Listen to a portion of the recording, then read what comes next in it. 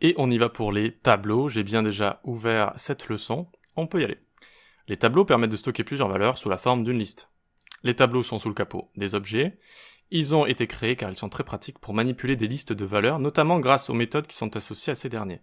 D'accord ? Il y a des méthodes associées à tous les tableaux qui sont créés, et on va pouvoir donc utiliser ces méthodes sur les éléments qui composent ce tableau. Les indices ou index, c'est-à-dire les positions qui servent à retrouver les éléments d'un tableau, commencent à 0. Je le répète depuis le début, cela porte à confusion quand on débute. D'accord ? Const ar, index 0, 1, 2. Bon, à force, ça commence à rentrer, je pense. Donc, par exemple, on a const users, ici, Paul, Anna, Juliette, Alexandre, Victor, juste là. On a la propriété length, qui est très pratique. Donc, users.length. Donc, on a la longueur du tableau. Attention, longueur, index. C'est pas pareil. Longueur, c'est le nombre d'éléments. Index, c'est la position de l'élément qui commence à 0, la position des éléments. Ensuite, pour sélectionner le dernier élément d'un tableau, par exemple, comment on fait ?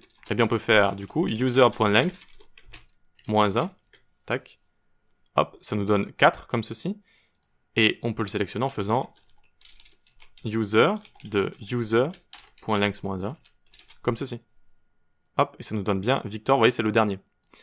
Sachant que, rappelez-vous, hein, du coup, là, je sélectionne le premier, Paul, user.length, c'est 5, vu que c'est la longueur totale.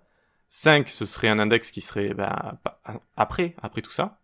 Et du coup, je fais la longueur moins 1, et j'arrive bien au dernier index, du coup, vu que ça commence à 0 comme ça. Voilà, c'est une petite technique pour prendre le dernier élément.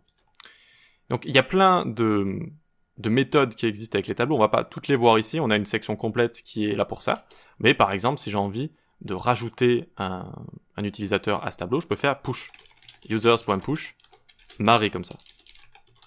Marie, hop, et ensuite, alors il faut tout le temps reloguer le tableau évidemment, users, et là on voit que j'ai rajouté Marie à la fin. Je peux aussi pop. Users.pop comme ça. Hop, et là j'ai pop, du coup, la dernière. Donc j'ai pop le dernier utilisateur que j'ai rajouté. Push, ça rajoute à la fin. Pop, ça fait pop out, ça enlève le dernier élément d'un tableau. Ok, donc comment j'ai fait pour me déplacer comme ça encore une fois, hein, je vous le répète. Là je fais Shift, Alt, flèche du bas pour dupliquer, et ensuite je fais Alt, et je descends comme ça. En fait, le but avec tous ces raccourcis VS Code, c'est de garder le plus possible les mains sur le clavier. En fait, il y a beaucoup plus vous avez beaucoup plus de productivité si vous ne touchez pas à la souris de manière générale. Voilà. Ok, ensuite on a indexOf aussi qui est très pratique. Donc log par exemple, users.indexOf.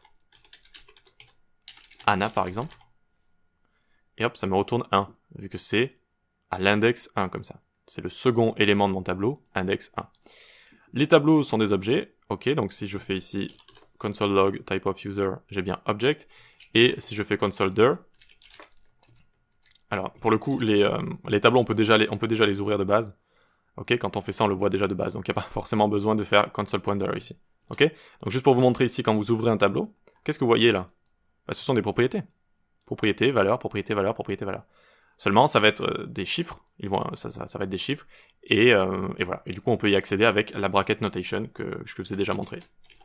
Users de 2, users de 3, etc., etc.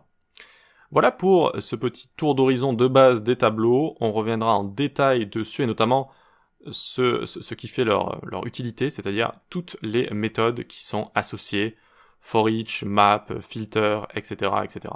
Super.